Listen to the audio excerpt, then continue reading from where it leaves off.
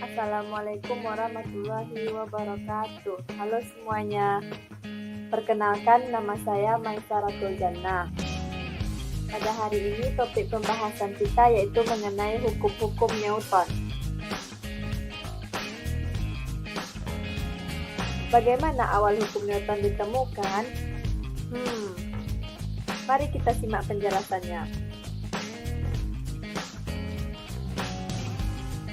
Hukum Newton ditemukan oleh Isaac Newton. Hukum Newton dipublikasikan pada tahun 1643 sampai 1727. Hal ini bermula dari pohon apel yang ada di depan rumahnya. Ketika Isaac Newton duduk di bawah pohon apel tersebut, Isaac Newton mendapati pemikiran mengenai gravitasi ketika beberapa apel jatuh ke kepalanya. Hukum Newton terbagi tiga. Yang pertama, hukum 1 Newton, hukum 2 Newton, dan hukum 3 Newton. Hukum 1 Newton berbunyi, suatu benda akan tetap dalam keadaan diam atau bergerak sepanjang garis lurus dengan kecepatan konstan kecuali bila ia dipengaruhi oleh gaya untuk mengubah keadaannya. Berdasarkan bunyi hukum Newton 1 di atas, dapat disimpulkan bahwa sigma F sama dengan 0, di mana F adalah gaya. Hukum Newton 1 contohnya yang pertama yaitu pada saat kita naik mobil dengan kecepatan konstan. Tubuh kita pada posisi nyaman, namun ketika supir mobil mengerem mendadak, maka otomatis tubuh kita akan terdorong ke depan. Contoh yang kedua yaitu bola yang menggelinding di atas lantai licin akan terus menggelinding di atas lantai licin tersebut dengan kecepatan tetap karena tidak dikenai gaya ataupun resultan gayanya 0.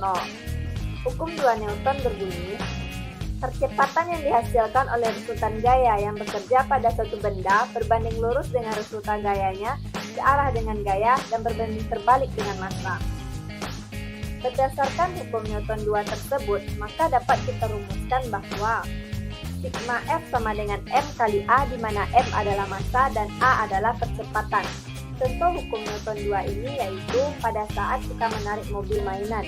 Jika kita menarik mobil mainan itu, maka mobil tersebut akan bergerak. Semakin kita menariknya dengan kuat, akan semakin cepat mobil itu bergerak. Contoh yang kedua yaitu pada saat kita mendorong meja. Saat kita mendorong meja yang bermassa kecil dan meja bermassa besar dan memberikan percepatan yang sama pada kedua meja, maka meja yang bermassa kecil akan cepat sampai dibanding meja bermassa besar. Hukum 3 Newton berbunyi, jika dua benda berinteraksi, maka gaya pada benda tersebut sama dengan berlawanan arah dengan gaya benda lainnya.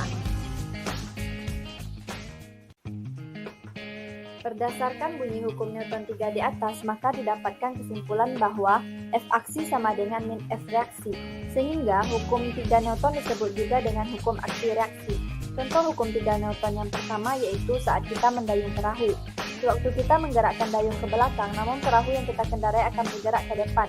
Hal ini terjadi karena adanya gaya aksi yang kita berikan melalui dayung atau kita mendayung disebut juga dengan gaya aksi, sehingga perahu akan memberikan gaya reaksi yang sama besar tetapi berlawanan arah.